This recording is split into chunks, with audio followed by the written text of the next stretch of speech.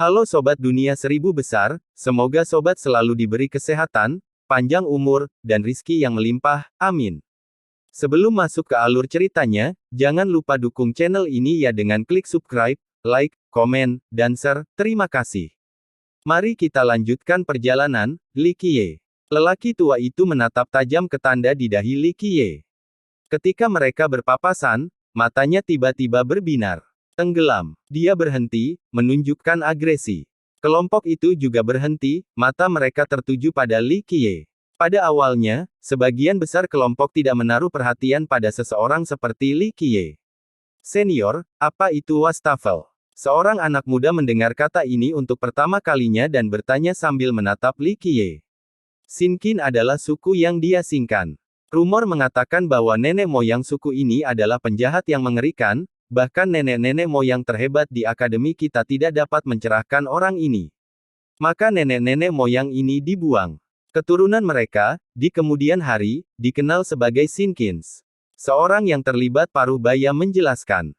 Dia memiliki dahi yang tinggi dan tampak berwibawa. Dia dengan hati-hati memeriksa Li Qiye dan tidak melihat sesuatu yang jahat. Senior, apakah kamu yakin adik laki-laki ini berasal dari suku itu? Dia bertanya. Sangat. Lelaki tua itu memasang tanda di dahi Li Qiye dan berkata, menurut teks kuno, wastafel ini memiliki tanda di dahi mereka. Tanda di sana bertahan seperti deskripsi teksnya, jadi aku yakin dia salah satunya. Saya belum pernah mendengar tentang suku Sinkin ini. Li Qiye tersenyum dan menenangkan, tanda ini berasal dari luka yang tidak terduga, bukan simbol. Alasan tidak ada gunanya. Orang tua itu menjadi serius ketika nenek-nenek yang hebat membuang kaummu ke kota pertobatan, dia berharap generasi masa depanmu bisa berubah. Namun, mereka kemudian menghilang ke alam pembohong, tidak lagi menampakkan diri ke dunia luar. Sepertinya hal ini juga berlaku bagimu di sini. Semua mata tertuju pada Li Qiye. Beberapa di antara pandangan mereka terlihat bermusuhan. Bagaimanapun, mereka berasal dari Akademi Cahaya dan secara pandangan memandang anggota suku yang diasingkan sebagai musuh. Kudengar nenek moyang suku ini semuanya jahat dengan kegelapan di hati mereka, beberapa mungkin adalah iblis dari kegelapan. Generasi masa depan mereka mungkin juga termasuk dalam ikatan jahat ini. Seorang pemuda yang relatif lebih tua pernah mendengar rumor tentang suku ini sebelumnya. Dari kegelapan, beberapa pemuda terhuyung mundur sementara agresi mereka semakin meningkat. Betapa dangkalnya, katanya nenek moyang saya memang tenggelam, apakah itu membuat saya jahat juga? Li Qiye menenangkan. Sulit dikatakan, seekor anjing tidak bisa berhenti memakan kotorannya. Anda mungkin sama seperti leluhur Anda. Seseorang yang bersinar dengan cahaya suci berkata dengan dingin. Sinkin sudah lama tidak muncul jadi ini sangat mengejutkan. Alam pembohong ini mengalami beberapa perubahan dalam beberapa hari terakhir dengan kegelapan mengubah daratan menjadi jahat. Mungkin ini ada secara keseluruhan. Seorang lelaki tua menjadi berhati-hati. Mungkin ini ulah suku mereka. Yang lain langsung membungkus Li Qiye. Mereka mulai berkerumun di sekelilingnya sambil perlahan-lahan mengeluarkan senjata mereka. Apa yang kamu inginkan? Li Qiye melirik ke arah kelompok itu. Bicaralah, apakah kaummu melakukan ini?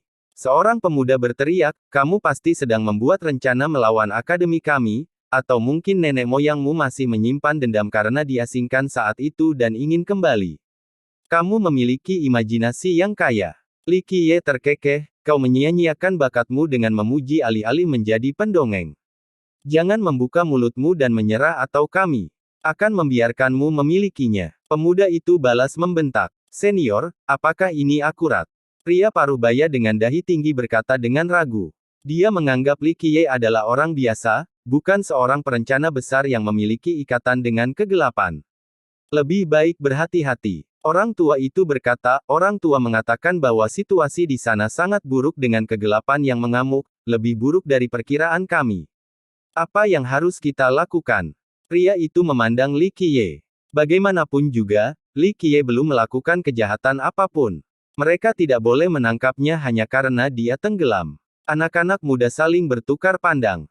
Katakanlah, membunuh Li Qiye adalah keputusan yang tidak masuk akal. Meskipun demikian, mereka masih memiliki rasa permusuhan terhadapnya. Mereka belum pernah melihat tenggelam sebelumnya dan tidak berseteru dengan Li Qiye.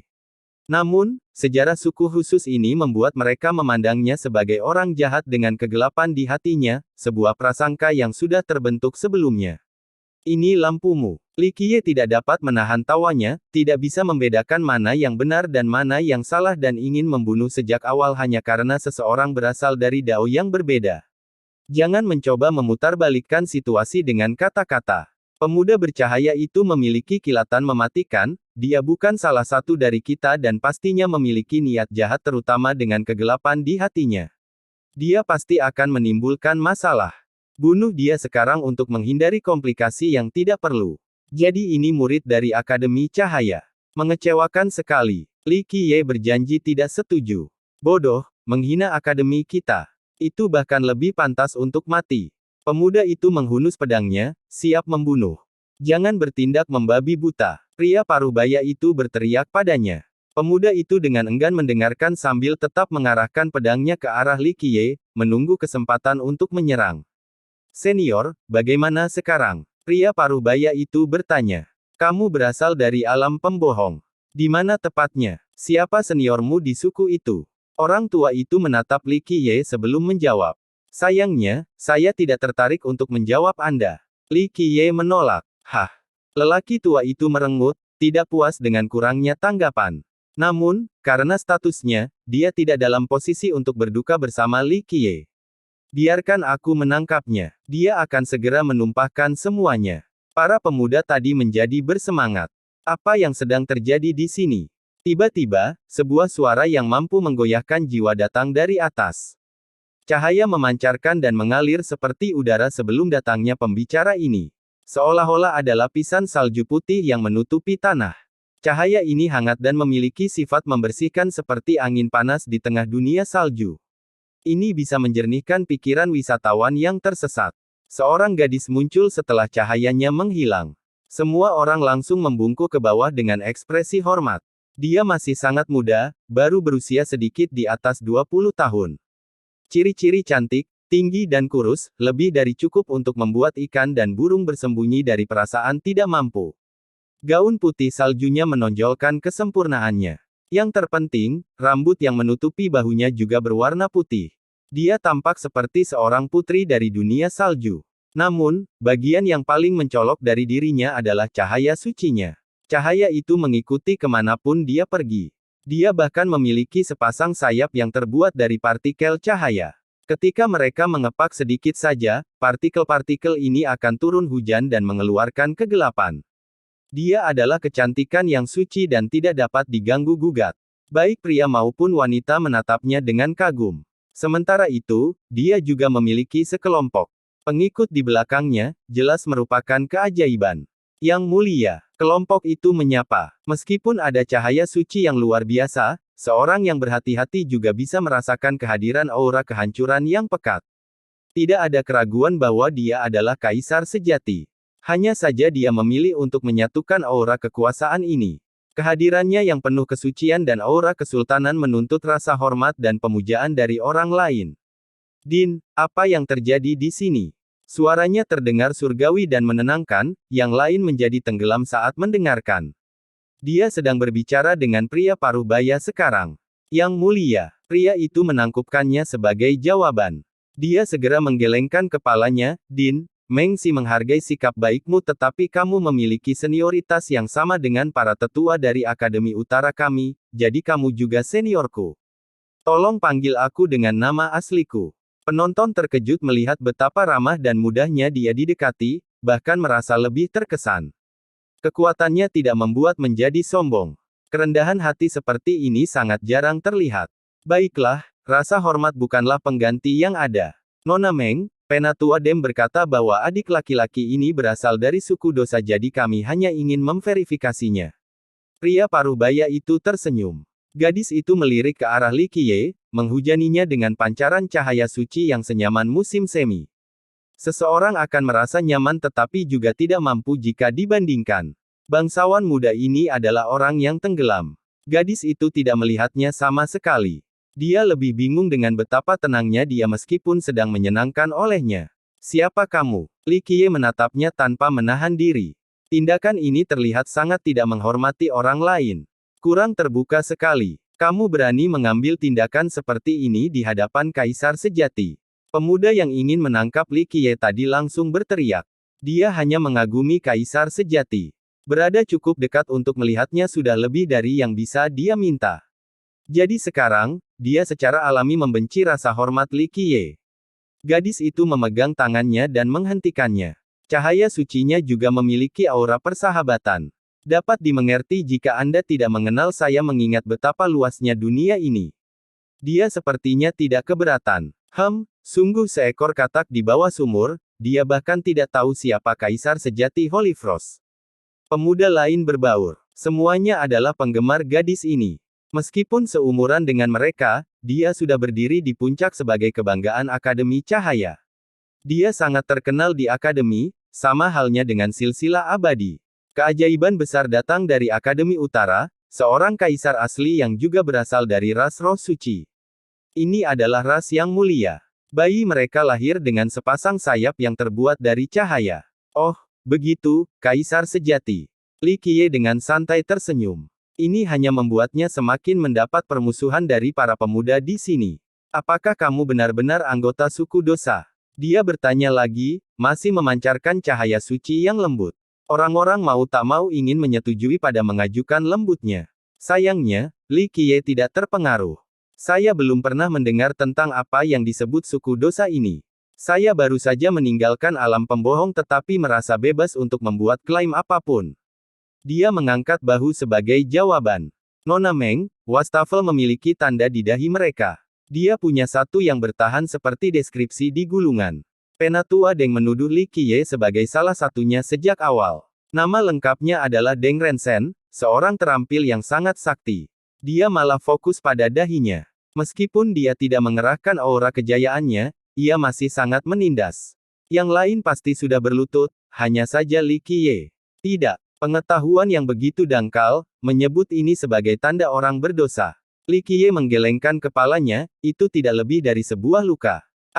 Deng Rensen adalah sosok yang berpengaruh sehingga dipandang rendah seperti ini sehingga memiliki ekspresi jelek. Dia pasti sudah meledak jika bukan karena kehadiran kaisar. Bolehkah saya melihat lebih dekat tandanya? Dia bertanya. Hanya kata-katanya saja yang tidak mungkin ditolak oleh sebagian besar orang. Mengapa tidak? Li Qiye tersenyum tanpa beban. Dia mengangkat tikungan dan cahaya suci berkumpul di titik tersebut. Cahaya ini sepertinya memiliki kehidupannya sendiri seperti roh. Roh itu dengan sentuhan lembut dahi Li Qiye. Dia tidak memiliki niat buruk, hanya ingin menguji sasarannya. Meletus. Semangat itu langsung bubar setelah mengalami tekanan yang sangat besar.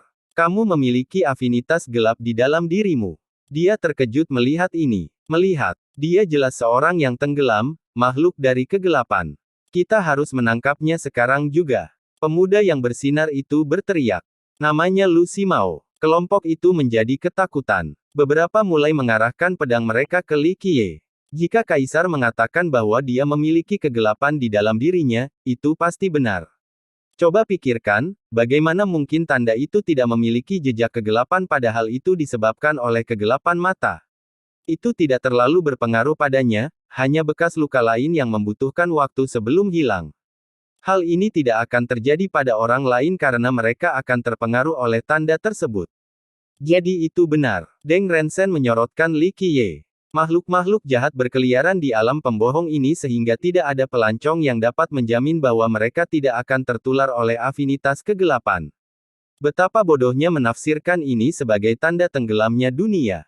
Li Qiye tertawa. Mata Deng Rensen bersinar dengan niat membunuh setelah mendengarkannya. Li Qiye mengabaikannya dan berbalik ke arah kaisar ini, tampaknya lebih tertarik pada seseorang yang berpikiran seperti dia. Kamu baru saja di sana. Dia menatap ke arah alam pembohong.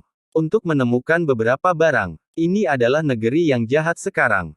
Dia dengan santai mengungkapkannya. Jadi, alam pembohong telah berubah menjadi jahat.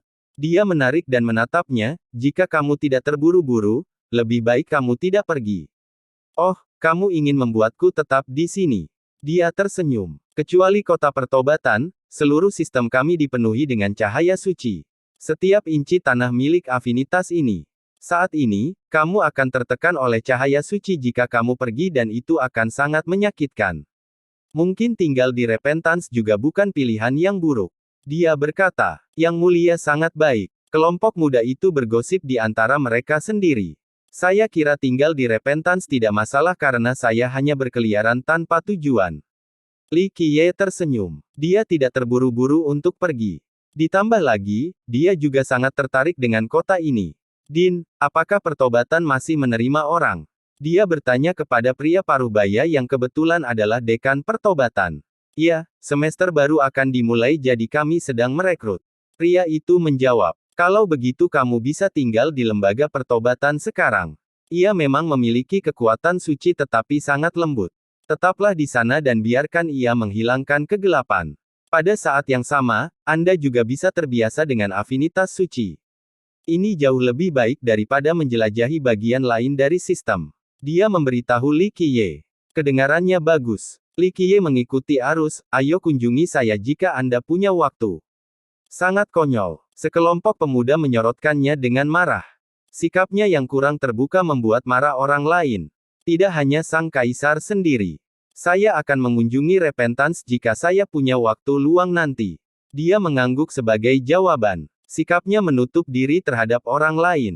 Jika orang itu sendiri tidak keberatan, maka bukan tempatnya untuk mengatakan apapun.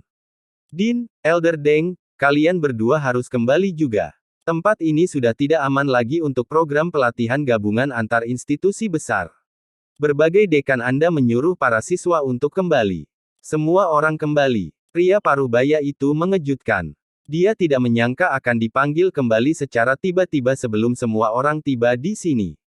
Ya, Kaisar mengangguk, Luminous Master telah mengirimkan berita tentang kondisi terkini dari wilayah jauh di alam pembohong. Itu terlalu berbahaya untuk pelatihan saat ini dan mengakibatkan siswa akan menjadi jahat.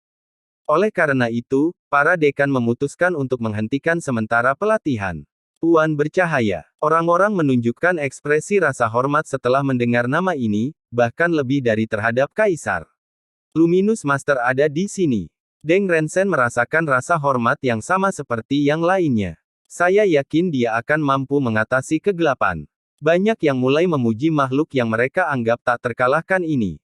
Gelaran ini sangat bergengsi dan berpengaruh dalam silsilah abadi. Hampir semua orang mengaguminya. Beberapa bahkan mengatakan bahwa dia cukup cemerlang untuk dibandingkan dengan Redien de Cemvirate. Kamu benar, dia pasti akan mengubah kegelapan menjadi abu. Semua orang setuju. Sayang sekali kami tidak bisa melihatnya secara langsung. Itu akan menjadi kehidupan yang layak dijalani. Seorang murid perempuan muda tampak seperti penggemar beratnya. Tentu saja, tidak ada yang menganggap komentar ini tidak masuk akal. Banyak orang di silsilah abadi sebenarnya memuja guru Luminous. Sebaiknya jangan pergi jika Luminous Master berkata demikian. Pria parubaya itu mengangguk, ayo kembali untuk menghindari komplikasi yang tidak perlu. Sekolah-sekolah besar mengirimkan siswanya dalam perjalanan pelatihan ke alam liar. Lembaga pertobatan adalah yang paling dekat, oleh karena itu merekalah yang pertama sampai di sini. Mereka tidak menyangka hal seperti ini akan terjadi tetapi setuju dengan penilaian Luminous Master tentang risiko di alam pembohong. Kalau begitu silakan kembali sekarang, Din. Saya akan mempelajari lebih dalam untuk melihat dan melihat apakah rekan-rekan Tao di sana membutuhkan bantuan. Dia menghilang ke cakrawala sebelum menyelesaikan kata-katanya. Semua orang memperhatikan kepergiannya beberapa saat sebelum membuang muka. Kapan aku akan cukup kuat untuk menyapu kegelapan seperti Kaisar? Seseorang berkata dengan iri. Mereka tahu bahwa, sesama penganut Taoisme, yang dia maksud adalah makhluk-makhluk terbaik di masa kini atau orang-orang paling jenius. Mereka masih jauh dari mencapai tujuan ini, hanya sesuatu yang mereka harapkan. Ayo pergi, adik. Ikuti saya ke lembaga pertobatan. Pria itu memanggil Li Qiye. Li Qiye tersenyum dan ikut bermain. Banyak orang di kelompok itu yang masih berprasangka buruk terhadapnya karena dianggap bodoh. Namun, mereka tetap menjaga kesopanan dan tidak menyerangnya dalam perjalanan pulang. Dia juga tidak memprovokasi mereka, hanya mengikuti kelompok di belakang dengan santai. Sementara itu, dekan pertobatan sangat baik sepanjang waktu. Dia takut Li Qiye tidak bisa mengikuti dan memerintahkan salah satu muridnya untuk menjaganya. Murid ini juga berasal dari pertobatan. Pemuda ini cukup berhasil dalam latihannya dan meraih banyak prestasi. Dia memiliki peranakan yang mengesankan dan menunjukkan emosinya, seorang pemuda yang dapat diandalkan dan jujur. Adik laki-laki, bagaimana kalau aku menggendongmu sepanjang perjalanan? Namanya adalah Zhao Qiuxi. Dia memperhatikan penampilan lemah Li Qiye dan merasakan hal yang sama seperti dekannya. Karena kaisar menyuruhnya untuk tinggal, dekan Duen Rui juga tidak ingin terjadi apapun pada Li Qiye. Itu tidak baik bagi institusi mereka. Tidak apa-apa. Li Qiye tersenyum. Dia tidak lemah saat ini dan bisa menghancurkan segalanya hanya dengan satu serangan bahkan ketika terluka. Dia tidak terburu-buru karena dia masih menghabiskan lebih banyak waktu dan energi untuk menyempurnakan keberadaan itu di hati daunnya. Hal ini membuat Zhao Qiuxi berpikir bahwa Li Qiye tidak dapat mengimbanginya karena kelelahan. Pria Parubaya memimpin kelompok itu kembali ke kota pertobatan. Akademi Cahaya adalah tempat yang spesial. Sistem lain dipenuhi dengan kekuatan Grand Dao tetapi jenis kekuatan ini memiliki pengaruh yang kecil terhadap makhluk hidup di sana. Hal ini tidak terjadi pada sistem ini. Cahaya suci di sini luar biasa dan ada di mana-mana. Bayangkan saja orang-orang yang tumbuh dalam sistem seperti itu. Mereka adalah orang-orang beriman yang taat. Bahkan manusia pun percaya pada cahaya dan memiliki watak yang baik. Beberapa binatang yang bermandikan kesucian ini dan menjadi makhluk suci juga. Kaisar juga benar mengenai Li Qiye yang ditekankan oleh kedekatan yang cemerlang ini. Sistem tidak mengizinkan adanya kegelapan. Siapapun yang ternoda oleh kegelapan akan ditekan lalu dimurnikan. Namun, cahaya itu tidak mencapai satu lokasi tertentu seolah-olah telah meninggalkannya, kota pertobatan dan wilayahnya yang luas. Alasannya masih belum diketahui. Kekuatan cahaya masih mengalir melalui negeri ini, hanya saja jumlahnya tidak sebanyak tempat lain. Seseorang tidak akan bisa merasakan aura suci yang mengalir di sini. Generasi mendatang mempunyai beberapa penjelasan atas fenomena ini. Ada yang menyatakan bahwa kota ini dulunya adalah sarang kejahatan. Desolate Sein sendiri tidak bisa menyelamatkan atau mengubah kejahatan di sini. Belakangan, keturunan mereka menghuni tempat ini. Ada yang mengatakan bahwa kota ini sebenarnya adalah penjara yang dibuat oleh Desolate Sein untuk memenjarakan makhluk jahat. Sekarang menjadi rumah bagi keturunan mereka. Spekulasi ketiga menyatakan bahwa Desolate Sein sengaja menghilangkan cahayanya, ingin mengubah tempat ini menjadi cobaan bagi jantung. Sambil berdiri di depan gerbang kota, kata-kata "kota pertobatan" muncul seperti jempol yang sakit. Beberapa siswa dalam kelompok berasal dari akademi lain. Salah satu dari mereka bertanya, mengapa disebut taubat? Tidak ada yang bisa menjawab pertanyaan ini, bahkan dekan pun tidak. Karena menghapuskan dosa yang disebabkan oleh cahaya, maka disebut pertobatan. Li Qiye mendengus. Omong kosong, cahaya adalah kekuatan paling suci di dunia. Satu-satunya hal yang dibasuh adalah dosa yang disebabkan oleh kegelapan. Salah satu siswa dari akademi lain membantah. Mahasiswa asing ini merangsang dengan cahaya di akademi mereka sendiri. Mereka mengutuk pertobatan dan berpikir ini adalah tempat dosa, alasannya tidak terang. Jadi sekarang, mereka secara alami menjadi marah ketika Li Qiye mengatakan bahwa cahaya mereka juga merupakan penyebab dosa. Jika tidak ada apapun selain cahaya di dunia ini, bagaimana bisa ada kegelapan? Li Qiye menjelaskan, tanpa kegelapan sebagai tolok ukur, bagaimana Anda tahu bahwa cahaya adalah kekuatan paling suci? Komentar Li Qiye mengejutkan kelompok itu, membuat mereka saling bertukar pandang dengan bingung. Apakah kamu mendengarkan dirimu sendiri? Deng Rensen, yang tertua di antara mereka, berkata dengan dingin. Kalau begitu beritahu aku alasan mengapa Desolate Sein meninggalkan tempat seperti ini. Apakah perjanjian cahayanya, yang dapat mencapai ketiga dewa, benar-benar tidak dapat mencapai tempat ini? Li Qiye tersenyum. Tidak ada yang bisa membantah pernyataan ini. Desolate Sein adalah salah satu nenek moyang terbaik dalam sejarah. Tempat di mana cahayanya tidak dapat dijangkau berarti tempat itu menakutkan, kegelapan terbesar. Hal ini tidak terjadi pada pertobatan. Kota itu tidak begitu menakutkan atau gelap, sama seperti kota-kota lain di silsilah abadi sampai batas tertentu. Terang adalah keselamatan, pelita penuntun dalam kegelapan. Li Qiye tersenyum, tetapi apa yang terjadi jika seluruh dunia diselimuti cahaya dan semua penduduknya menyembah afinitas ini? Menjadi budak terang tidak berbeda dengan hidup di bawah kegelapan. Satu-satunya perbedaan adalah proses. Kegelapan memanfaatkan teror sementara cahaya memikat dengan harapan. Jadi, selalu tunduk pada terang adalah dosa yang memuaskan diri dan mengumbar nafsu. Hal ini memerlukan pengobatan, maka terciptalah kota ini. Para pemuda tercengang mendengar pemikiran radikal tersebut. Mereka tidak pernah memikirkan atau berani melakukannya sebelumnya. Mungkin ini membuat mereka mengambil sedikit, meski hanya sedikit. Tumbuh dalam sistem ini berarti mandi dalam cahaya. Di mata mereka, cahaya adalah prinsip panduannya. Apapun yang tidak terjangkau oleh cahaya adalah kegelapan dan tidak bisa dimaafkan. Beberapa orang mulai berpikir, yang lain menjadi marah padanya karena menghina iman mereka. Tidak masuk akal. Mata Deng Rensen menjadi dingin dengan niat membunuh. Sistem kami tidak akan mengizinkan orang yang bernoda gelap seperti Anda melakukan sesuka Anda. Kematian sudah beres. Inikah perilaku cahaya? Berbicara tentang pembunuhan setelah satu pemandangan. Li Qiye menyimpulkan, anggap saja aku seorang yang tenggelam, pernahkah kamu menyaksikan tindakan tidak bermoral apapun dariku? Yang saya lakukan saat ini hanyalah menyampaikan lampu namun kamu menanyakan kepalaku. Siapakah terang dan gelap di antara kita berdua? Jangan lupa, tujuan cahaya ini adalah untuk menyelamatkan semua makhluk hidup, bukan menjatuhkan para pembangkang. Penatua Deng, kata-katanya masuk akal bagi mereka. Hanya komentar ini saja tidak memerlukan hukuman apapun. Dekan Duen Rei mengangguk dan berkata, itu lebih tepatnya, kecerahan. Li Qiye berkata, menggunakan tinju segera adalah hal yang baik, menjaga terang dan gelap, itu benar-benar sifat dari para sepupu, aturan hutan. Tinju yang lebih besar akan berpihak pada keadilan. Tidak perlu mengambil peran sebagai cahaya dan menghakimi orang lain. Itu berarti membuang reputasi leluhurmu dan prestise Desolate Sein. Anda, Deng Rensen memerah. Sayangnya, dia sebenarnya tidak bisa melakukan apapun pada juniornya karena itu tidak pantas untuk statusnya. Oke, berhentilah berdebat, semuanya. Kata Duen Rei, menghargai seluk-beluk di balik kritik Li Qiye. Beberapa siswa di sini masih memusuhi Li Qiye meskipun ada mediasinya. Namun, karya-karya dari pertobatan merefleksikan perspektif baru ini.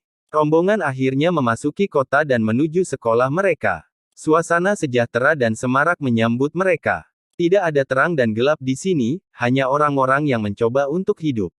Itu adalah pemandangan yang ramai dengan orang-orang yang datang dan pergi, gaya hidup manusia yang terdiri dari kebaikan dan pengkhianatan, kerja keras dan pencurian. Orang bisa mendengar suara para penjajah di jalanan yang dipenuhi orang. Beberapa pencuri muda mencoba mendapatkan makanan mereka berikutnya. Tindakan-tindakan ini tidak dipisahkan menjadi terang atau gelap, hanya bagian lain dari kumparan fana. Rombongan terdiri dari mahasiswa luar akademi dan mahasiswa dari lembaga pertobatan.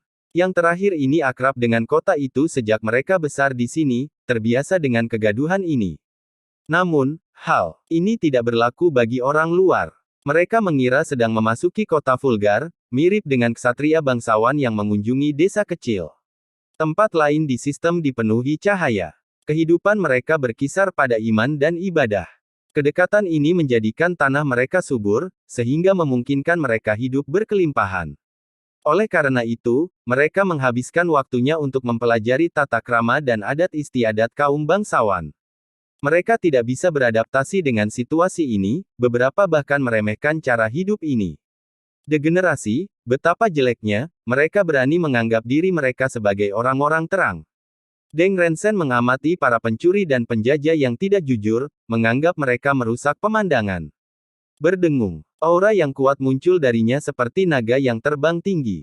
Afinitas cahaya dan memenuhi area di pemeliharaan, membersihkan semua kotoran. Ubin hijau berlumpur di bawah mulai bersinar. Seolah-olah dia mengubah tanah itu menjadi surga suci. Dia kemudian memasang ekspresi dan mengintimidasi.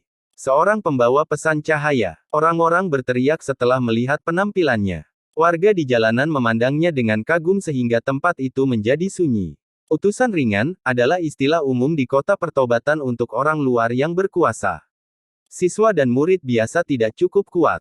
Deng Rensen adalah seorang senior sehingga dia memiliki kekuatan yang cukup untuk membuat banyak orang yang diundang sebagai pembawa pesan ringan. Siswa non-pribumi juga ikut bergabung. Mereka melepaskan cahayanya dan menekan dalam barisan di belakangnya, terlihat cukup serius dalam korupsi anggota. Mereka bersemangat tinggi, berdiri di atas yang lain seperti bangsawan. Apakah mereka dari Akademi Utara? Atau dari tiga besar lainnya? Beberapa orang bertanya-tanya dengan kagum. Kelompok tersebut percaya bahwa mereka lebih unggul dan tidak berusaha menyembunyikannya sama sekali dengan mewujudkannya. Para siswa dari pertobatan tidak melakukan apapun. Mereka juga bisa memiliki cahaya yang sama karena mereka telah mengembangkan hukum sebelumnya. Cahaya mereka mungkin lebih lemah dari Lu Ximao, tapi tidak terlalu banyak. Namun, mereka berasal dari kota ini dan melakukan hal itu sama saja dengan meremehkan latar belakang mereka sendiri. Mereka juga tidak ingin berkonflik dengan kelompok Lu Ximao sehingga mereka tetap tinggal di belakang, akhirnya berjalan di samping Li Qiye. Dekan lembaga pertobatan tetap diam dengan ekspresi wajar, tidak menunjukkan sikapnya terhadap masalah ini. Orang-orang di jalanan memberi jalan bagi Deng Rensen dan orang lain yang bersinar terang. Zhao Qiuxi dan rekan-rekannya menganggap pemandangan ini tidak menyenangkan, mirip dengan tamu kaya yang mengunjungi tempat tinggal sederhana, membual tentang kekayaan mereka sambil mengolok-olok pemiskinan orang lain. Dindu, lembaga pertobatan adalah akademi yang berpengaruh dalam sistem kami. Deng Rensen memberitahu Du Wenrui sambil berjalan ke depan, ia harus bertanggung jawab untuk menyebarkan cahaya ke setiap sudut dan sudut kota ini sehingga dapat membersihkan hati setiap orang, mengubah mereka menjadi orang beriman yang taat. Rensen jelas-jelas menegur Du Wenrui dan akademinya karena tidak menjunjung tanggung jawab mereka. Wenrui hanya tersenyum tanpa membalas. Mereka hanyalah manusia biasa yang mencoba bertahan hidup, bukan seperti penjahat atau apapun yang memiliki kegelapan di dalam. Mengapa mereka harus menyembah cahaya? Salah satu siswa dari pertobatan di belakang mau tidak mau angkat bicara. Deng Rensen dan kelompoknya jelas menganggap diri mereka lebih unggul, memperlakukan orang lain seolah-olah mereka tidak bisa melihat cahaya. Apalagi yang akan mereka sembah dalam sistem ini, kegelapan. Ximao bergabung. Dalam percakapan, kami mengembangkan jalur cahaya yang berasal dari nenek moyang kami dan mematuhi keinginannya. Sebagai anggota Akademi Cahaya, kita harus menyebarkan cahayanya lebih jauh lagi. Bahkan kota ini seharusnya berada di bawah pengaruhnya. Bodoh. Li Qiye sambil tersenyum kecewa, tidak ada sedikit pun yang menandakan kejahatan. Semua makhluk hidup memiliki kesadaran, keinginan bebas, dan hati Dao masing-masing. Mereka tidak perlu memuja cahaya. Desolate Sein sendiri tidak pernah mengatakan hal seperti ini ketika dia ada. Menyelamatkan dunia dan penghuninya adalah keinginannya, dia tidak pernah memaksa orang lain untuk menyembah dia dan cahaya. Cahaya harus mengeluarkan semuanya untuk menghentikan penyebaran kegelapan. Rensen berkata dengan dingin. Bahkan lebih bodoh lagi. Li Qiye melanjutkan gelengannya, memaksa dunia untuk menyembah agamamu, itu adalah sesuatu yang dilakukan oleh kegelapan. Aku sudah muak dengan omongan kosongmu. Orang tenggelam sepertimu pantas mati. Lu Ximao mengangkat pedangnya. Tuan-tuan, ini urusan akademi kami sendiri yang akan mengambil kesimpulan, Anda tidak perlu khawatir. Du Wenrui menyela pertarungan. Ekspresi Ximao menjadi membeku karena ini bukan waktu dan tempat yang tepat sehingga dia tidak bisa merespons. Dindu, kami hanya menginginkan yang terbaik untuk semua orang. Deng Rensen berkata datar. Dan saya menghargai niat baik Anda. Wenrui tersenyum. Wenrui sekali lagi berhasil melakukan mediasi.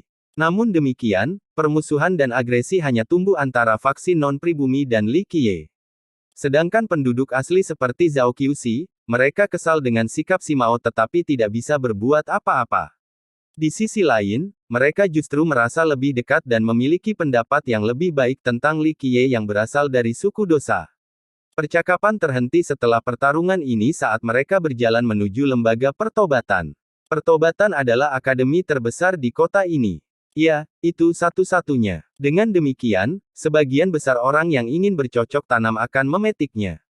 Tentu saja, mereka yang mempunyai kemampuan untuk melakukan perjalanan lebih jauh akan mencoba bergabung dengan akademi lain.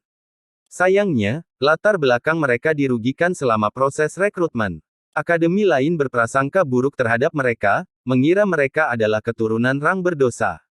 Pertobatan sebenarnya cukup besar. Itu lebih dari sekedar akademi di kota.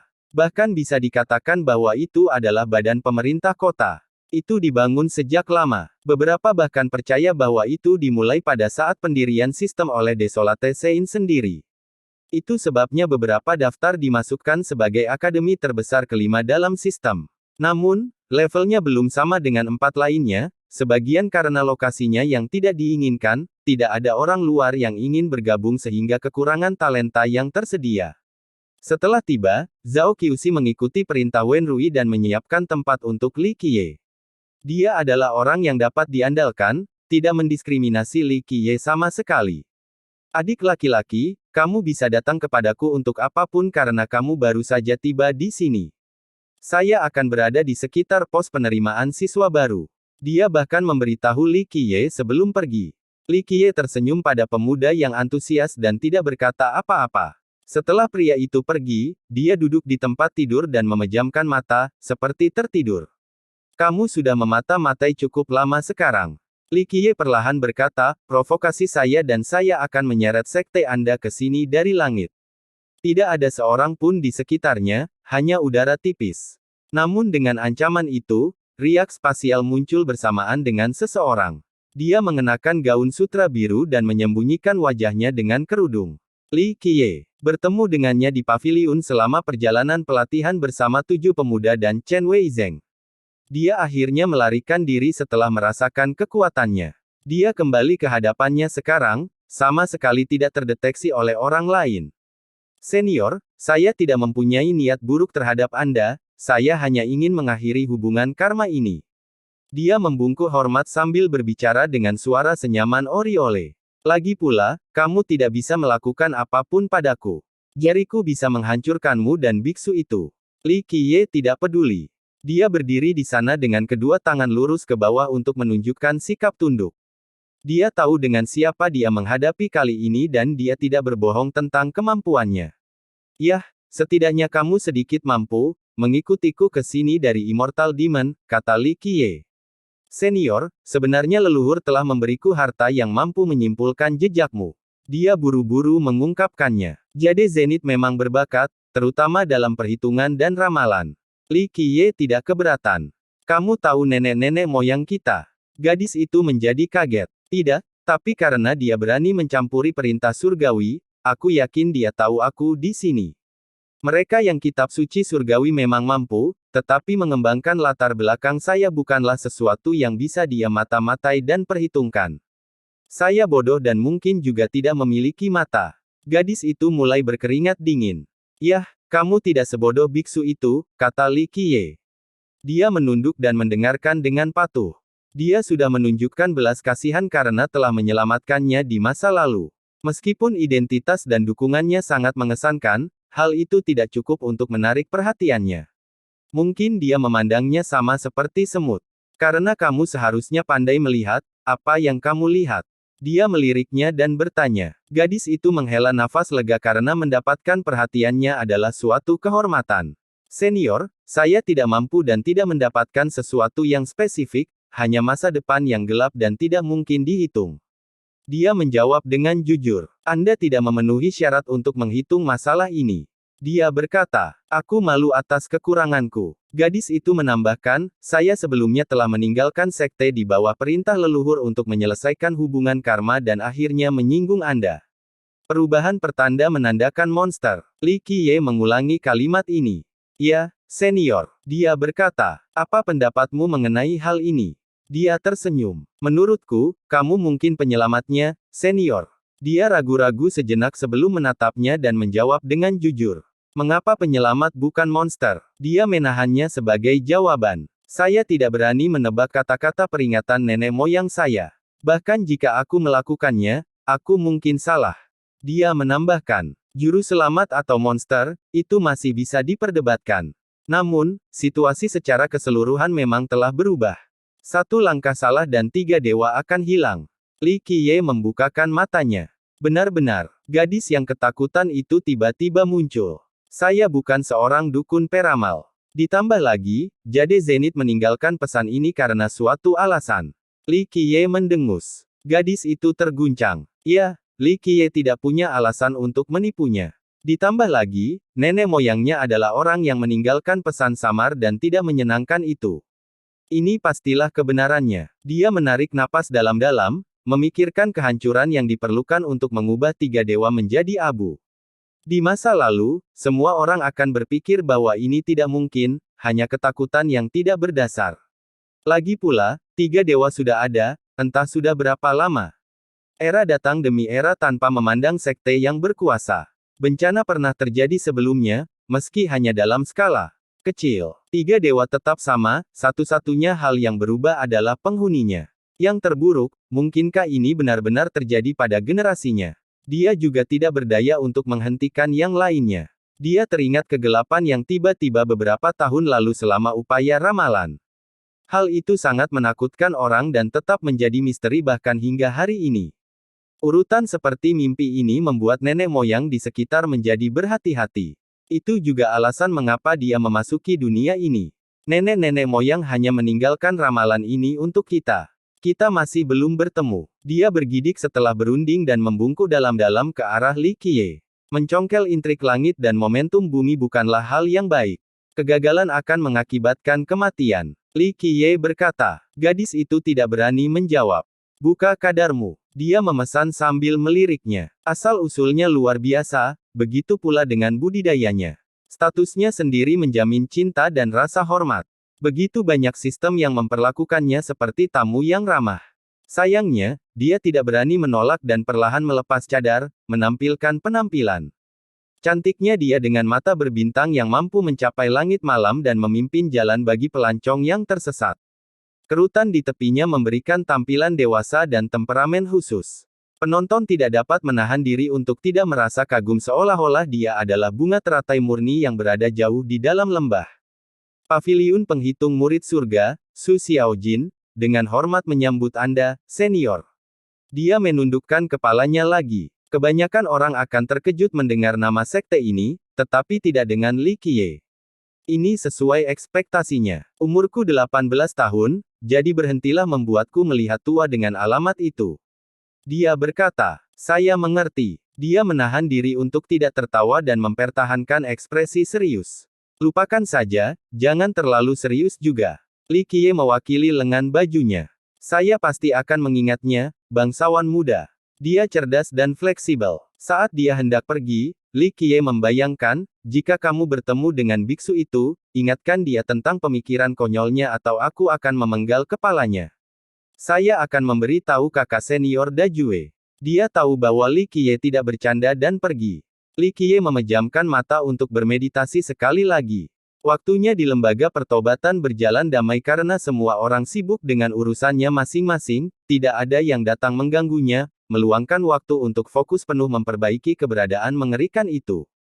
Sayangnya, pada hari kedua, Dekan Pertobatan, Duen Rui datang menemuinya.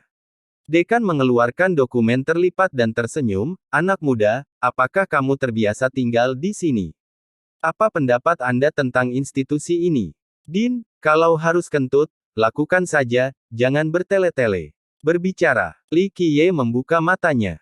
Pria itu memerah beberapa saat sebelum kembali memasang pemandang.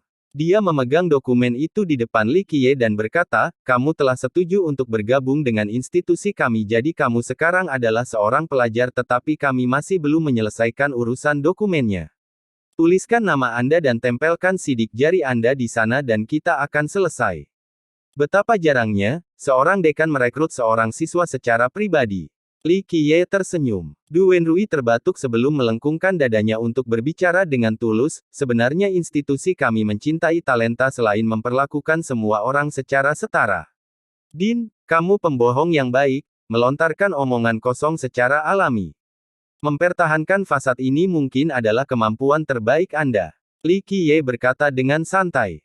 Hahaha, tentu saja tidak, kamu cukup lucu. Wen Rui tersenyum kecut. Li Qiye menerima gulungan itu dan menambahkan sidik jari tanpa memeriksa isinya.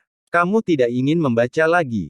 Dekan sedikit gugup. Seolah-olah kamu bisa melakukan apa saja jika aku berubah pikiran. Bahkan Anda tidak tiba-tiba menjadi 100 kali lebih berani. Apakah aku benar? Tentu saja. Wen Rui menggosok kedua telapak tangan dengan penuh semangat. Dia kemudian dengan hati-hati menyimpan dokumen itu dan berkata, mulai sekarang, kamu adalah murid pertobatan. Anda bilang institusi Anda menyukai talenta, kenapa saya belum melihat Anda merekrut orang yang mampu? Li Qiye bertanya, aku punya satu sekarang, kan? Wenrui cukup senang dengan dirinya sendiri, tidak apa-apa jika saya tidak mengaum, tetapi jika saya mengaum, hal itu akan melonjak ke seluruh dunia. Saya baru saja merekrut siswa yang paling tiada taranya dalam sejarah, bahkan lebih luar biasa dari para nenek moyang. Yah, aku menikmati sunjungan ini. Li Qiye mengangguk, orang mengatakan bahwa mereka yang memiliki dahi tinggi, alis tebal, dan mata besar semuanya adalah pria baik. Sayangnya, kamu lebih seperti rubah yang licik. Terima kasih atas pujianmu. Wenrui balas tersenyum. Kapan kamu menyadarinya? Li Qiye duduk di sana dengan santai. Namun, Wenrui tidak berani mengambil cara yang sama. Dia dengan sungguh-sungguh berkata, saya merasa aneh ketika Kaisar sejati Holy Frost mengambil tindakan. Cahayanya bukan yang terkuat di sistem kami tetapi masih berada di antara 3 teratas, mungkin 2 teratas. Namun, kekuatannya langsung hancur. Ini memerlukan tingkat kegelapan yang mengerikan. Dia kemudian menatap tanda di dahi Li Qiye dengan ketakutan. Kalau begitu, tekankan siapa yang nomor 1. Li Qiye bertanya. Yah, aku tidak tahu. Wenrui menahannya sebagai jawaban. Li Qiye berhenti mengintip dan menatap ke arah satwa liar, Anda adalah dekan lembaga pertobatan. Apa pandangan Anda tentang kota ini? Bagaimana orang biasa seperti saya bisa memahami maksud dari nenek moyang? Wenrui menjawab, saya hanya tahu bahwa dunia salah mengenai pertobatan. Ini bukan penjara. Penghilangan cahaya memang disengaja. Itulah kenapa kamu mengabaikannya juga, kata Li Qiye. Segala sesuatu ada karena suatu alasan. Wenrui berkata dengan serius, begitu banyak makhluk hidup yang berjuang untuk bertahan hidup. Terang, gelap, berbagai hukum surga, kekacauan mereka punya aturannya sendiri. Makhluk hidup juga mempunyai hak untuk memilih apakah mereka ingin bersama kegelapan atau menyembah cahaya. Dengan demikian, perdamaian akan tetap ada selama makhluk kuat menahan diri dari perbuatan jahat. Dunia ada bagi makhluk hidup untuk mencoba dan bertahan hidup dengan cara yang fana namun indah. Akar kejahatan adalah mengumpulkan dan mencari keabadian. Li Qiye menambahkan, Dao saya tidak mampu jadi saya tidak berani berkomentar. Wenrui merenung sebelum menjawab. Apa pendapatmu tentang nenek moyangmu, Desolate Sein? Li Qiye mendengus dan menanyakan pertanyaan lain. Tidak apa-apa jika dunia mengingat cahaya nenek moyang, itu sudah cukup, tidakkah ada seorang pun yang sempurna, jadi berapa banyak yang benar-benar bisa menjadi orang suci? Jawabannya muncul setelah beberapa saat ragu-ragu. Ada orang-orang kudus, meski tidak sebanyak itu dalam sejarah yang panjang. Sayangnya, Dao ini membuat seseorang harus menyendiri. Cahayanya masih memuaskan. Wenrui mengakhirinya dengan ini. Pintar, hindari hal-hal penting dan memikirkan hal-hal sepele. Celana saja kenapa kamu tinggal di tempat seperti ini. Li Qiye memuji. Wenrui terkekeh tanpa menjawab. Halaman luar akademi sangat gaduh karena semester baru. Namun, Li Qiye sama sekali tidak merasa terganggu dengan hal ini. Dia jarang keluar dan fokus pada tugas yang ada. Dia mendapat banyak manfaat sambil menghancurkan kegelapan. Dalam pikirannya, mata kegelapan telah kehilangan kekuatan di bawah tekanan 4 gambar. Itu dikembalikan ke bentuk awalnya, hanya mata yang lain. Hanya saja ia memperoleh kekuatan yang sama dengan pemiliknya di masa lalu. Matanya cukup besar dengan 2 murid yang berbeda. Setidaknya, pemiliknya bukanlah manusia. Sulit untuk menentukan sifat dan ras pemiliknya jika dilihat dari mata ini saja. Setelah diperiksa lebih dekat, Li Qiye menemukan mata ini luar biasa, seperti berisi periode waktu yang tak ada habisnya. Mungkin itu ada di sana pada awal mulanya dan telah diamati oleh seluruh dunia. Miliaran dan miliaran tahun seiring dengan naik turunnya semua telah diamati, menjadikan mata ini menjadi saksi terbesar yang pernah ada. Bukan batu giok atau emas tetapi matanya terlihat cukup kuat, sepertinya tak terasa. Melalui ekstrapolasi, kupu-kupu jelas merupakan makhluk yang tidak bisa dihancurkan dan abadi. Luar biasa, mata ini adalah harta karun tertinggi. Bahkan senjata leluhur tidak bisa dibandingkan sama sekali. Dia akhirnya memujinya setelah pengamatan yang cermat. Ia memiliki kekuatan bawaan dan dapat menghancurkan dunia, asalkan seseorang dapat mengaktifkannya. Hehe, jangan lupa, separuh dari semuanya ada di mata ini, sekarang tidak akan baik-baik saja tampaknya. Yah, terlihat sangat-sangat sulit. Tapi sekarang, kamu bisa menggunakan matanya sendiri untuk mencarinya. Kata keberadaan yang mengerikan. Kata itu di sini merujuk pada penguasaan mata. Saat berada pada kekuatan maksimum, siapa yang lebih kuat antara Anda dan dia? Li Qiye akhirnya berkata. Hah. Keberadaannya tidak menjawab, sayang sekali bahwa datang ketiga dewa tidaklah mudah. Ini adalah tempat yang sangat bagus yang telah ada selama ribuan tahun. Bahkan surga yang jahat tidak dapat menyentuhnya. Ia berhenti sejenak sebelum melanjutkan, namun, ini tidak akan bertahan selamanya karena segala sesuatu akan hilang ketika hari itu tiba. Bahkan surga yang jahat pun tidak terancam dari ini. Hari itu tidak akan tiba. Li Qiye tersenyum. Merasa percaya diri itu bagus, tapi Anda pasti akan kalah dalam pertandingan ini. Keberadaannya mengatakan, bandingkan diri Anda dengan surga jahat di bawah kondisi terkuat Anda. Saya pasti akan kembali dengan penuh kemenangan. Tatapan Li Qiye menjadi mendalam. Namun, kamu akan mati di atas pemandangan kota. Keberadaannya berkata, tidak peduli seberapa kuatnya kamu, bahkan sampai mampu membunuhku. Nasibmu sudah ditentukan. Hari itu datang kepada kita semua. Hidup dan mati adalah hal yang sama yang diinginkan selama aku bisa berjuang sampai akhir. Li Qiye berkata dengan tenang. Mentalitas yang baik untuk dimiliki. Keberadaannya berpikir sejenak sebelum berbicara, sangat sulit untuk mempertahankan pola pikir ini. Saat Anda tumbuh lebih kuat dan belajar lebih banyak, terutama saat berdiri di puncak dan memandang rendah dunia, Anda tidak ingin mati lagi. Satu-satunya yang ada di sekitarmu adalah keabadian. Hati Dao saya yang tak tergoyahkan adalah abadi, yang saya inginkan hanyalah satu kesempatan untuk bertarung, kata Li Qiye. Jadi begitu. Keberadaannya menghela nafas sebagai tanggapan, saya lebih rendah dari Anda dalam hal ini. Jadi bagaimana jika saya memiliki kecemerlangan seumur hidup? Saya kira kalah dari Anda sama sekali tidak berkeringat karena saya tidak dapat menghancurkan hati Dao Anda. Kematianmu akan bermakna karena nilai-nilai yang datang setelahnya. Li Qiye tersenyum. Keberadaannya tidak menjawab, mengakhir pembicaraan. Li Qiye mengalihkan fokusnya kembali pada mata yang tidak memiliki afinitas gelap sekarang setelah kembali ke keadaan aslinya. Dia menyimpannya dan mengeluarkan tangan emas yang terputus itu. Orang akan salah mengira bahwa itu terbuat dari emas dan bukannya bagian dari seseorang. Otot dan berbagai garisnya tampak seperti logam. Itu mencengkeram mata dengan erat bahkan setelah terbanting ke tanah. Keberhasilan terjadinya ini disebabkan oleh dua hal, kekuatan tangan dan niat abadi dari pemiliknya. Dengan demikian, cengkeramannya mengendur secara alami setelah afinitas gelap hilang. Apapun pemiliknya, makhluk ini pasti sangat perkasa untuk bisa mencakar mata ini. Itu tidak cukup untuk mematahkan mata yang tidak bisa dihancurkan, tetapi melepaskannya dari makhluk abadi saja sudah luar biasa. Nenek moyang biasa tidak punya peluang untuk melakukan hal itu. Hal nyata berikutnya adalah berbagai rune Dao dari zaman kuno. Tanda lain bahwa pemilik ini lebih unggul dari nenek-neneknya. Ini adalah rune Dao tertinggi. Siapapun yang bisa membuat rune ini akan bisa melintasi dunia tanpa batasan. Li Qiye memuji. Mendapatkan pujian seperti itu dari Li Qiye tidaklah mudah. Lagi pula, prestasi hukum yang cukup menantang surga hingga membuatnya takjub sangatlah jarang. Tangan itu sendiri tidak dapat secara fisik menggali matanya. Rune ini memainkan peran besar selain kehebatan pemiliknya. Dari sini, dia berspekulasi bahwa rune ini tidak dicetak oleh pemilik tangan tetapi oleh keberadaan yang lebih mengesankan. Pemilik tangan emas sudah di luar imajinasi tetapi ada orang lain yang lebih kuat. Perang yang brutal. Li Qiye melepaskan tangannya dan menatap ke langit, ini tidak bisa dihindari. Ayo, aku akan menunggu. Anda mungkin siap tetapi bagaimana dengan yang lain? Apakah kaisar sejati dan nenek moyang sudah siap?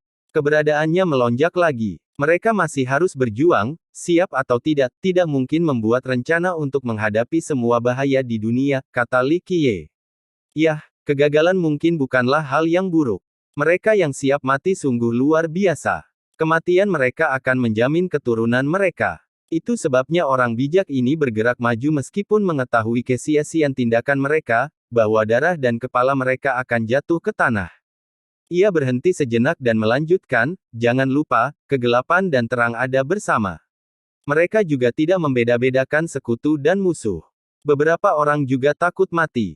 Pukulan fatal mungkin bukan datang dari musuh Anda, melainkan sekutu Anda, tidak semua penduduk akan berada di pihakmu. Terus. Aku akan terus membunuh semua orang yang menghalangi jalanku. Li Qiye tidak keberatan sama sekali. Bahkan orang-orang terdekatmu. Itu menunjukkan senyuman samar namun benar-benar menyeramkan. Memang, ekspresi Li Qiye tidak berubah sedikit pun. Maka kamu tidak berbeda denganku. Senyuman sang eksistensi semakin lebar, apa yang mengira kamu memenuhi syarat untuk menjadi penyelamat? Saya tidak pernah mengaku demikian. Li Qiye menjawab dengan acuh tak acuh namun matanya penuh dengan tekad, aku hanyalah seorang pejuang yang siap bertarung sampai langit runtuh. Kalau begitu bersiaplah untuk mendengar keluh kesah semua orang. Kata keberadaan itu. Li Qiye tersenyum dan menutup matanya. Li Qiye tidak pernah melupakan tujuan dan mengabaikan semua urusan eksternal di institusi. Zhao Qiuxi datang mengunjunginya hari ini. Faktanya, pemuda ini telah berkunjung setiap hari sejak kedatangan Li Qiye. Dia tidak berani gegabah setelah diberi tugas ini oleh dekan sendiri. Dia takut Li Qiye tidak terbiasa dengan tempat baru ini. Adik laki-laki, apakah kamu ingin keluar? Kamu belum keluar sama sekali. Qiuxi memperhatikan pria itu hanya bermeditasi, kultivasi tidak dilakukan dalam satu hari. Cuacanya sempurna, jadi mengapa tidak melihat-lihat institusi ini? Memang budidaya tidak dilakukan dalam satu hari. Kalau begitu, ayo kita lihat. Li Qiye setuju dan tersenyum pada pemuda itu. Saya akan menjadi pengemudi Anda, kata Qiuxi dengan antusias, merasa jauh lebih baik. Dia takut Li Qiye menjadi sensitif dan merasa rendah diri menjadi anggota suku dosa, dan orang lain akan membencinya. Li Qiye langsung mengerti apa yang memikirkan pemuda itu dan tidak repot-repot mengoreksinya. Qiuxi membawa ke berbagai tempat di akademi sambil menceritakan kisah keren atau anekdot menarik yang relevan. Lembaga pertobatan dan kota ini telah ada sekitar waktu yang sama dengan 4 akademi besar. Sayangnya, mereka sangat kekurangan talenta, apalagi jenius. Jadi, tidak banyak topik menarik tentangnya. Meski begitu, dunia pendidikan di sini tidak boleh disalahkan. Hanya penduduk asli yang mau bergabung dengan Repentance sehingga jelas ada kekurangan calon anggota baru. Di sisi lain, semua orang di sistem ingin bergabung dengan salah satu dari 4 akademi besar. Selain itu, stigma yang berasal dari rendahnya penerangan juga menghambat reputasinya. Coba pikirkan, hukum prestasi yang diajarkan di tempat ini masih merupakan afinitas ringan yang diturunkan oleh Desolate Sein. Oleh karena itu, tidak sedikit pun menguraikan sedikit lambatnya proses budidaya. Siswa di akademi lain yang mempelajari prestasi hukum yang sama dapat berlatih lebih sedikit namun memperoleh lebih banyak manfaat dibandingkan. Semua faktor ini memuncak pada kegagalan dan keajaiban dalam pertobatan. Pada generasi ini, Zhou Qiuxi sudah menjadi murid yang berprestasi. Dia sudah menjadi raja sejati di usianya. Jika dia bergabung dengan salah satu dari 4 akademi besar, dia mungkin adalah dewa sejati saat ini. Dia relatif lebih tua dan mendekati tanggal kelulusannya, hanya melewatkan kesempatan untuk mengikuti petualangan pelatihan. Itu sebabnya banyak siswa di sini menghormati dan datang menyambutnya. Tentu saja, beberapa orang juga melirik Li Qiye. Kebanyakan orang telah mendengar bahwa dia adalah orang yang tenggelam. Namun, mereka tidak memiliki rasa permusuhan yang sama terhadapnya seperti siswa dari akademi lain. Lu Ximao dan kelompoknya menganggap diri mereka benar. Orang tenggelam seperti Li Qiye secara alami dianggap sebagai musuh. Narasi dari pihak luar menganggap penduduk asli Tobat adalah keturunan para pelaku kejahatan.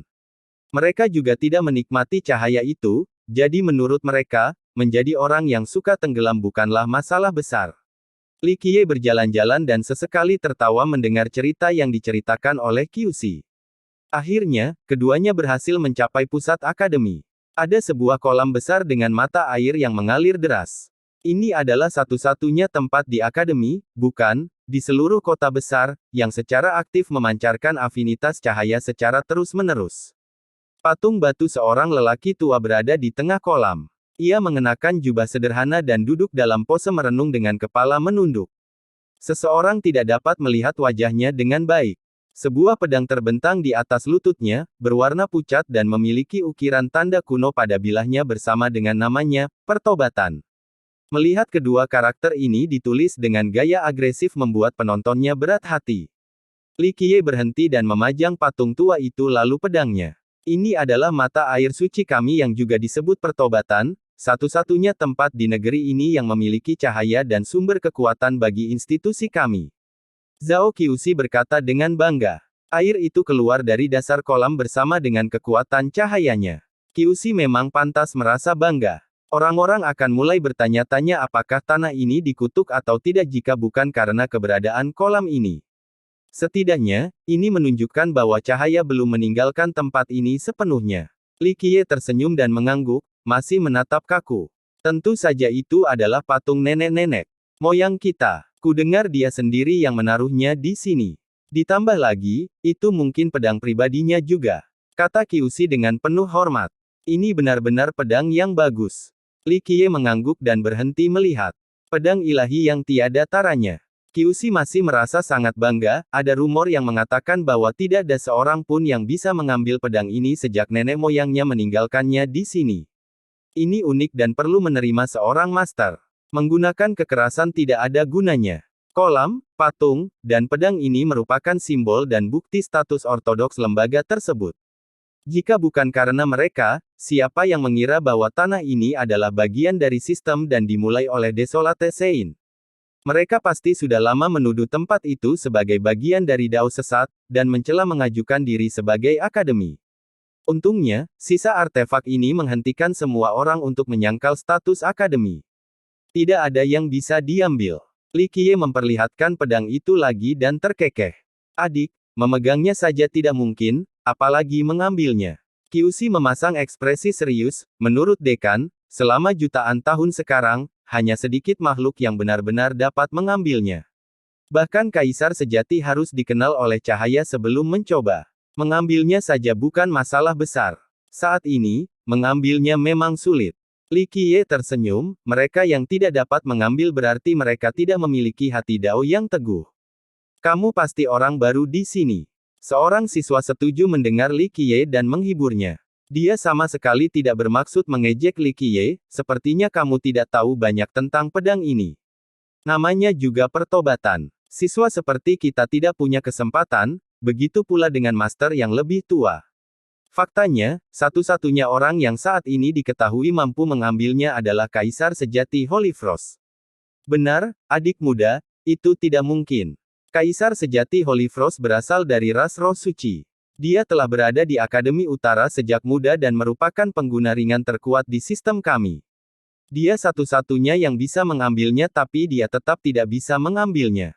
Jangan meremehkan pedang ini. Orang-orang seperti kita tidak punya kesempatan untuk mengambilnya tanpa pilihan, kata Qiuxi. Dia tidak melebih-lebihkan, hanya sekedar menyatakan fakta. Selama ini, hanya sedikit yang berhasil mengekstraknya. Yang sukses akhirnya mengembalikannya ke tempat ini.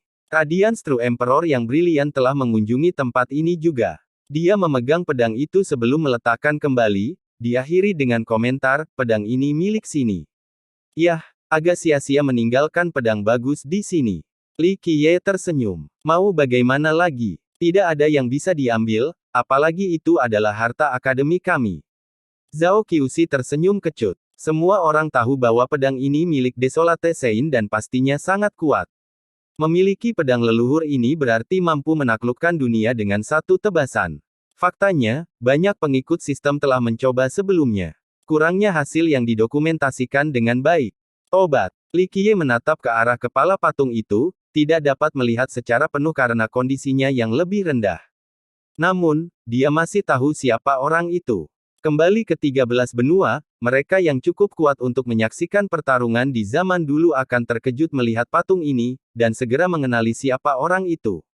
Kejahatan apa yang sedang disesali dan dihapuskan? Li Qiye memutar dan berkata. Qiuxi dan siswa di persahabatan tidak dapat menjawab pertanyaan ini. Nama tempat ini selalu pertobatan. Mungkin hanya Desolate Sein sendiri yang bisa menjawabnya. Itu menghapus kejahatan sampah sepertimu. Sebuah suara nyaring penuh permusuhan menjawab Li Qiye. Itu Lu Simao. Para siswa pribumi berteriak. Beberapa langkah mundur untuk menjauh darinya. Pembicara yang mengamuk adalah Lu Simao yang untuk sementara tinggal di sini setelah upaya pelatihannya gagal. Dia tidak diterima dengan baik oleh siswa pribumi. Dia dan teman-temannya memandang rendah para siswa di sini dari lubuk hati mereka. Mereka menganggap dirinya lebih unggul sedangkan murid pribumi adalah keturunan pendosa. Oleh karena itu, penduduk asli juga tidak menyukainya tetapi tetap perlu menahan kekesalan mereka. Binatang kecil, lebih baik kau menumpahkannya. Simao marah besar dan menatap Li Qiye. Simao, apa yang terjadi? Saudara muda Li tidak meninggalkan ruangan dalam beberapa hari terakhir dan tidak mungkin mengganggu perasaan Anda. Qiuxi menghalangi jalan. Tentu saja dia tidak akan melihat Li Qiye diintimidasi oleh Simao karena dekan menyuruhnya untuk menjaga Li Qiye. Enyahlah ke samping, aku akan meluangkan waktu untuk menginterogasi bajingan ini. Simao tetap agresif. Mari kita tenang dan tenang. Qiuxi tidak mengalah. Jika terjadi pertengkaran, raja sejati seperti dia mungkin tidak lebih lemah dari Simao. Bicara, sudah terlambat untuk itu. Aku ingin bajingan ini mengungkapkan apa yang dilakukan para pendosa di alam pembohong, untuk benar-benar berkomplot melawan Kaisar sejati Holy Frost. Mata Simao melebar karena marah. Kaisar sejati Holy Frost terluka. Yang lainnya menjadi mengejutkan. Meskipun mereka berasal dari pertobatan, mereka tetap dengan hormat menghormati Kaisar ini. Eksistensi kuat seperti dia yang disergap secara alami membuat mereka terkejut. Simao juga mengagumi Kaisar sehingga dia terkejut mendengar berita luka-lukanya. Dia segera memikirkan Li Qiye dan memutuskan untuk melampiaskannya. Dia percaya bahwa suku dosa di alam pembohong telah bersekongkol melawan Kaisar. Bodoh. Li Qiye berkata, terluka setelah memasuki kegelapan menunjukkan bahwa hati Daonya belum siap untuk menghadapinya secara langsung. Omong kosong. Simao memanfaatkan Qiuxi yang lengah setelah mendengar berita itu dan memaksa melewatinya. Jujur akui atau aku akan mencambukmu. Dia berdiri di hadapan Li Qiye dan mengancam. Lu Simao. Qiuxi kembali sadar dan berteriak. Aku akan menghancurkanmu, orang tenggelam yang menjijikkan. Sayangnya, Simao sudah mulai bergerak, langsung meraih tanda di dahi Li Qiye. Dia ingin menghilangkan bekas luka Li Qiye dengan merobek lapisan kulitnya, sebuah tindakan yang sungguh brutal. Li Qiye tidak bergerak sama sekali dan berdiri di sana menunggu. Hati-hati, Qiuxi berteriak tapi sudah terlambat. Jari Simao menyentuh dahi. Anehnya, penyerangnya seperti tersambar petir setelah kontak berhasil. Menabrak. Dia melompat mundur dan terjatuh dengan ekspresi pucat. Tidak ada yang tahu apa yang sedang terjadi. Ah! Dia tiba-tiba berteriak sambil dengungan terdengar. Gumpalan kegelapan muncul di jari-jarinya. Selanjutnya, seluruh tangannya ditutupi. Segera berubah menjadi hitam seperti batu bara. Ah! Dia berteriak berulang kali saat kegelapan menyebar ke seluruh tubuhnya. Pria itu tampak seperti tinta berlumuran sekarang. Sebelumnya, pemuda selalu diselimuti oleh cahaya suci. Cahaya ini tidak bisa melakukan apa-apa sekarang dan berubah menjadi kegelapan juga. Sisik hitam mulai tumbuh pada masa muda ini, wajahnya menjadi bengkok. Apa yang terjadi? Qiuxi dan yang lainnya mundur lebih jauh, ketakutan kegelapan ini akan menyebar ke mereka. Qiuxi buru-buru melirik ke arah Li Qiye tapi tidak terjadi apa-apa padanya. Tentu saja, Qiuxi tidak menjelaskan alasannya. Tanda itu adalah luka yang disebabkan oleh kegelapan mata. Afinitas gelap yang tertinggal sangatlah kuat. Kaisar sejati Holy Frost tidak bisa menyampaikannya, apalagi yang lain. Li Qiye berhenti menekan kekuatan gelap ini ketika Simao menyentuh dahinya.